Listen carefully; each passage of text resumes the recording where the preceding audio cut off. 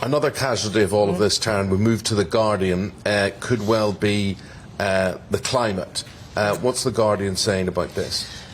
Well, it's something that we've been expecting. The IPCC have put out this report to say it's doomsday scenario, and I do believe them. But it's a paradox, isn't it, that we're actually scrabbling now for more oil and coal to offset the shortages that we could have because of our over-reliance on Russia. So I think that could put us back a period of time. So I think they're talking about having a peak in a few years. Well, I think that peak might be even further on. Children, more than adults, are concerned about this. I mean, they talk about it all the time. Yeah. Do they? It's really interesting. Yeah. They turn lights off. They think they're helping in everything they do, and they think about their own future. And I think some adults don't think about that. Yeah, and this UN conference yesterday talking about all of this, and it's just 3 months since the last really stark announcement was made by them. Any other day it'd be all over every front page. It's being knocked off the news, as Eamonn was saying, because of other events. Have we stopped taking this seriously as well, do you think?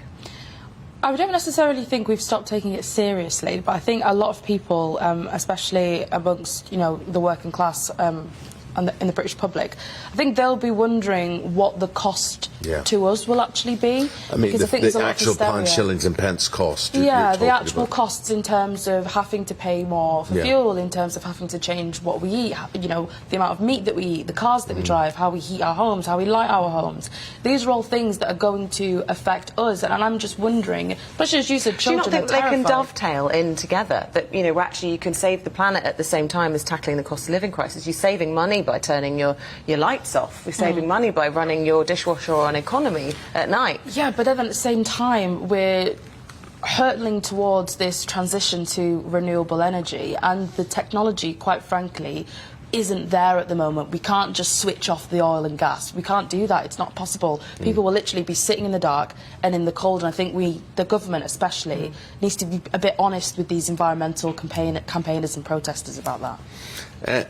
What do the kids see as the answer? I mean, you know, Dominic was referring there to it's going to cost us more to be green, and just people don't seem to have the money. So, in reality, are they dreamers? Are they? Partly, but we're a here and now society, aren't we?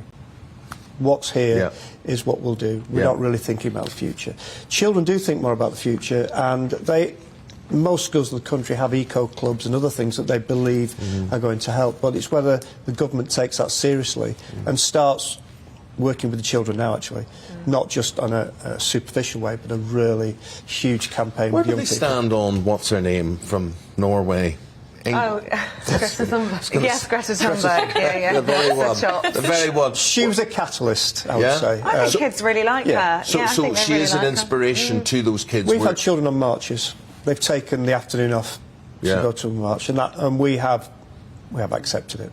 Right. I think we can learn a lot from children, don't you think? Just in general, we all start off so very pure. Little, actually. A few. We all turn so cynical and so defeatist, but kids, they have a real innocent, you know, this is good, this is bad, and they can just see things with a clarity that perhaps as adults we kind of lose. We then make it complex, don't we? Yeah, doesn't need to be. Yeah, that's interesting.